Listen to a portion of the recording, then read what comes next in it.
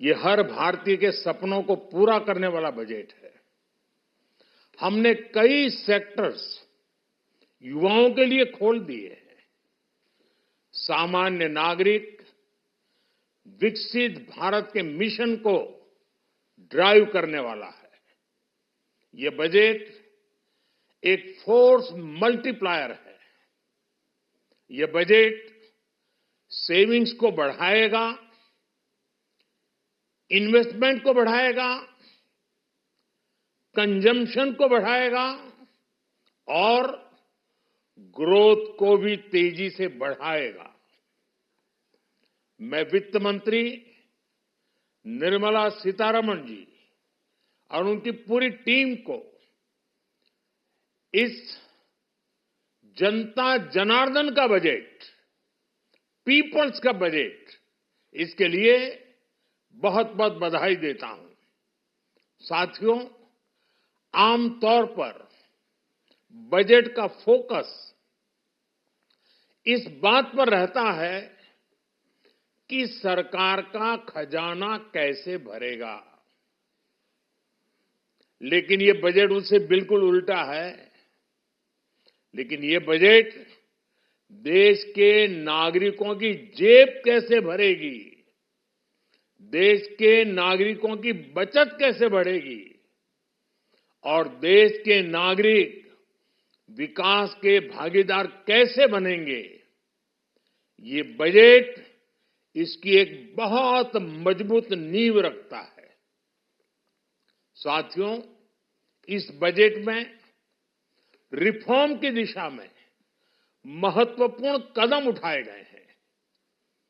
Nuclear energy में private sector को बढ़ावा देने का निर्णय बहुत ही ऐतिहासिक है।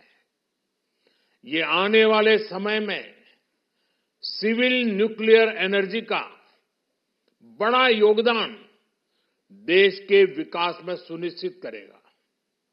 बजट में रोजगार के सभी क्षेत्रों को हर प्रकार से प्राथमिकता दी गई है।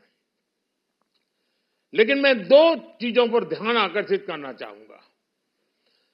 उन रिफॉर्म्स की मैं चर्चा करना चाहूंगा जो आने वाले समय में बहुत बड़ा परिवर्तन लाने वाले हैं। एक, इंफ्रास्ट्रक्चर स्टेटस देने के कारण भारत में बड़े शिप्स के निर्माण को बढ़ावा मिलेगा। आत्मनिर्भर भारत अभियान को गति मिलेगी और हम सब जानते हैं कि शिप बिल्डिंग ये सर्वाधिक रोजगार देने वाला क्षेत्र है। उसी प्रकार से देश में टूरिज्म के लिए बहुत संभावना है। महत्वपूर्ण 50 टूरिस्ट डेस्टिनेशन, वहां पर जो होटल्स बनाएंगे, उस होटल को पहली बार इंफ्रास्ट्रक्चर के दायरे में लाकर टूरिज्म पर बहुत बल दिया है। इससे हॉस्पिटैलिटी सेक्टर को, जो रोजगार का बहुत बड़ा क्षेत्र है, और टूरिज्म जो रोजगार का सबसे बड़ा क्षेत्र है, एक प्रकार से चारों तरफ रोजगार के अवसर पैदा करने वाला एक क्षेत्र को ऊर्जा देने वाला काम करेगा। आज देश विकास भी विरासत भी इस मंत्र को लेकर चल रहा है। इस बजट में भी इसके लिए भी बहुत महत्वपूर्ण और ठोस कदम उठाए गए हैं। 1 करोड़ पांडुलिपियों के लिए संरक्षण के लिए, मैन्युस्क्रिप्ट के लिए ज्ञान भारतम मिशन लॉन्च किया गया है।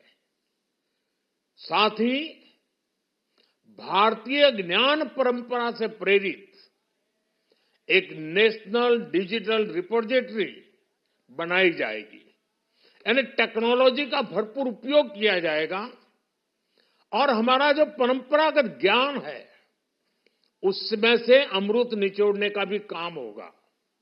साथियों, बजट में किसानों के लिए जो घोषणा हुई है वो कृषि क्षेत्र और समूची ग्रामीण अर्थव्यवस्था में नई क्रांति का आधार बनेगी। पीएम धन धान्य कृषि योजना के तहत 100 जिलों में सिंचाई और इंफ्रास्ट्रक्चर का डेवलपमेंट होगा।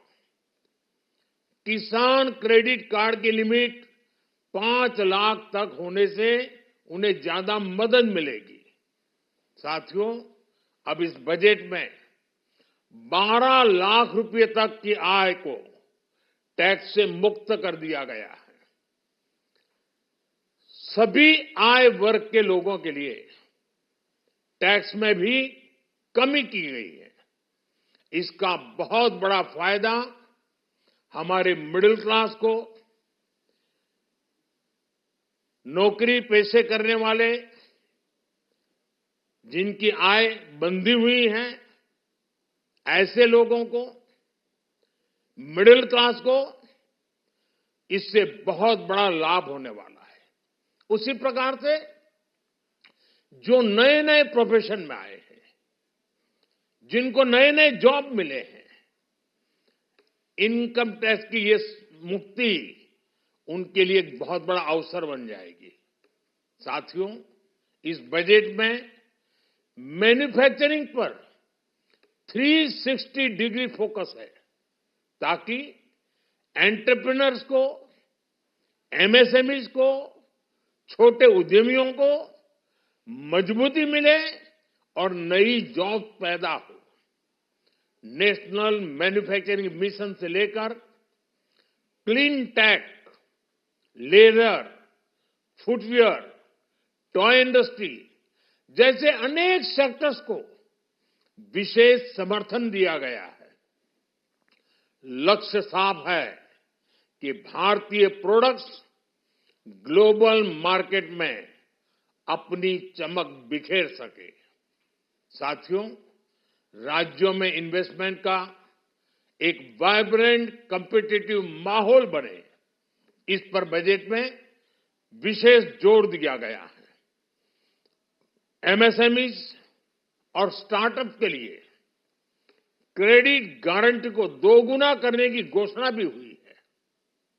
देश के एससी, एसटी और महिला जो नए उद्यमी बनना चाहते हैं उनको 2 करोड़ रुपए तक के लोन की योजना भी लाई गई है, और वो भी बिना गारंटी। इस बजट में न्यू एज इकोनॉमी को ध्यान में रखते हुए गीग वर्कर्स के लिए बहुत बड़ी घोषणा की गई है। पहली बार गीग वर्कर्स का ई श्रम पोर्टल पर रजिस्ट्रेशन किया जाएगा। इसके बाद इन साथियों को स्वास्थ्य सेवा और दूसरी सोशल सिक्योरिटी स्कीम्स का लाभ मिलेगा।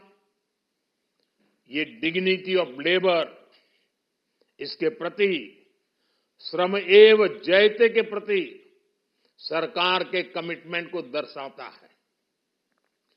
रेगुलेटरी रिफॉर्म से लेकर फाइनेंशियल रिफॉर्म्स, जन विश्वास 2.0 जैसे कदमों से मिनिमम गवर्नमेंट और ट्रस्ट बेस्ड गवर्नेंस के हमारे कमिटमेंट को और बल मिलेगा। साथियों, ये बजट न केवल देश की वर्तमान आवश्यकताओं को ध्यान में रखता है, बल्कि हमें भविष्य की तैयारी करने में भी मदद करता है। स्टार्टअप के लिए deep tech fund, geospatial mission और न्यूक्लियर एनर्जी मिशन ऐसे ही महत्वपूर्ण कदम है। मैं सभी देशवासियों को एक बार फिर इस ऐतिहासिक पीपल्स बजट की बधाई देता हूं, और फिर एक बार वित्त मंत्री जी को भी बहुत बहुत बधाई देता हूं। बहुत बहुत धन्यवाद।